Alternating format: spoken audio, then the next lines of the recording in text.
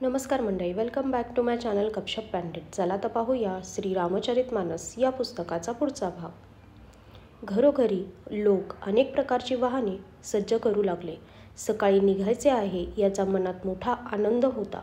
भरताने घरी जाऊन विचार केला की नगर, घोडे, हत्ती, महाल, खजिना इत्यादी सारी संपत्ती श्री रघुनाथांची आहे.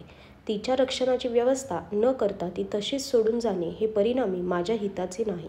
कारण स्वामींचा द्रोह करणे हे सर्व पापांचा शिरोमणी आहे. कोणी कितीही वाईट म्हटले तरी जो स्वामीचे हित जपतो तोच सेवक होय.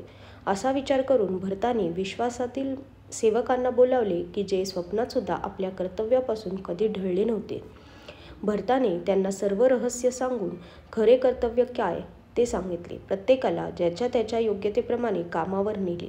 सर्व व्यवस्था करून व रखवालदारांना ठेवून भरत राममाता कौसल्येकडे गेला. प्रेमाचे तत्व जाणणाऱ्या भरताने सर्व माता दुःखी असल्याचे पाहून त्यांच्यासाठी पालख्या व सुखदायक वाहने सज्ज करण्यास सांगितले.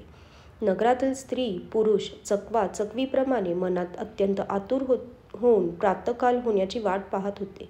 सर्व रात्र जागता जागता सकाळ झाली. मग भरताने चतुर्मंत्र्यांना बोलावले आणि म्हटले, राजतिलकाचे सर्व सामान घेऊन चला. वशिष्ठ मुनी वनातच श्रीरामांना राज्य देतील, घाई करा. हे ऐकून मंत्र्यांनी वंदन केले आणि घोडे, रथ व हत्ती लगेच सज्ज केले. सर्वप्रथम मुनिराज वशिष्ठ व अरुंधती अग्निहोत्राचे सर्व सामान घेऊन रथात बसून निघाले. त्यानंतर जे सर्व तपस्या व तेजाचे भांडार होते ते ब्राह्मणांचे समूह अनेक वाहनातून निघाले. नगरातील सर्व लोक रथ सज्ज करून चित्रकूटाला जाण्यासाठी निघाले. ज्यांचे वर्णन करता येत नाही अशा सुंदर पालख्यांमध्ये बसून सर्व राण्या निघाल्या. विश्वासू सेवकांवर नगर रक्षणाचे काम सोपवून आणि सर्वांना आदराने रवाना केल्यावर मग श्री सीतारामांच्या चरणांचे स्मरण करीत भरत, शत्रुघ्न हे दोघे भाऊ निघाले.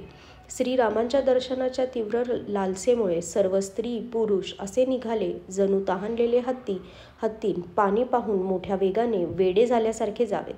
श्री सीताराम सर्व सुखांचा त्याग करून वनात आहेत या विचाराने शत्रुघ्नासह भरत पायी जात होता. त्यांचे ते रामप्रेम पाहून सर्व लोक घोडे, हत्ती, रथ अशी वाहने सोडून प्रेमाने पायी चालू लागले. तेव्हा कौसल्या माता भरताजवळ आपली पालखी थांबवून कोमल वाणीने म्हणाली, बाळा, ही माता तुझ्यावरून जीव ओवाळते. तू रथात बैस, नाहीतर सर्व आप्तपरिवार दुःखी होईल. तू पायी चालल्याने सर्वच लोक पायी चालू लागतील. शोकामुळे सर्व लोक आधीच दुबळे झाले आहेत आणि वाटही पायी चालण्याजोगी नाही. आईची आज्ञा शिरोधार्य मानून आणि तिच्या चरणी मस्तक ठेवून दोघे बंधू रथात बसून निघाले. पहिल्या दिवशी तमसा नदीच्या तीरावर मुक्काम करून दुसरा मुक्काम गोमती नदीच्या तीरावर केला. कोणी फक्त दूधच पित होते, कोणी फलाहार घेत होते आणि काही लोक रात्री एकदाच भोजन घेत होते.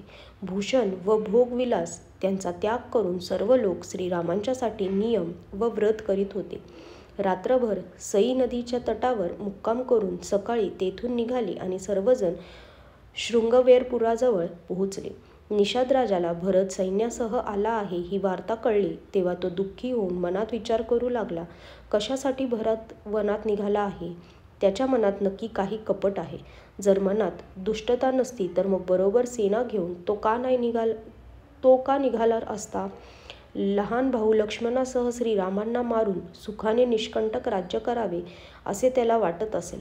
भरताने मनात राजनीतीचा काही विचार केलेला नाही. पूर्वी कलंकच लागला होता, आता जीवही गमवावा लागेल.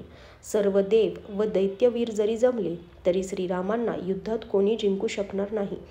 तसे पाहिले तर भरत जे करीत आहे त्यात आश्चर्य काय. विषाच्या वेलींना अमृतफळे कधी लागत नाहीत.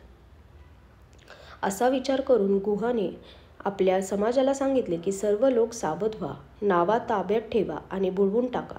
सर्व घाट अडवा. शस्त्रांनी सुसज्ज होऊन घाट अडवा व सर्वजण युद्ध करण्यासाठी मरायला तयार व्हा. मी भरताशी समोरासमोर युद्ध करीन आणि जीवात जीव असेपर्यंत त्याला गंगा नदी पार करू देणार नाही. युद्धात मरण, त्यात गंगेचा घाट, त्यातही श्रीरामांचे कार्य आणि हे क्षणभंगूर शरीर नष्ट होणारच आहे.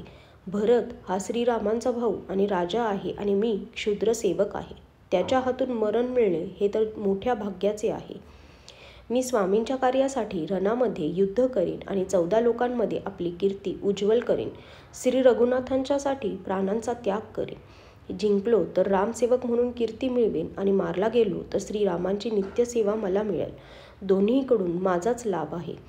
साधूंच्या समाजात ज्याची गणना होत नाही आणि श्रीरामांच्या भक्तात ज्याला स्थान नाही, तो या जगात पृथ्वीला भार बनून व्यर्थ जगतो.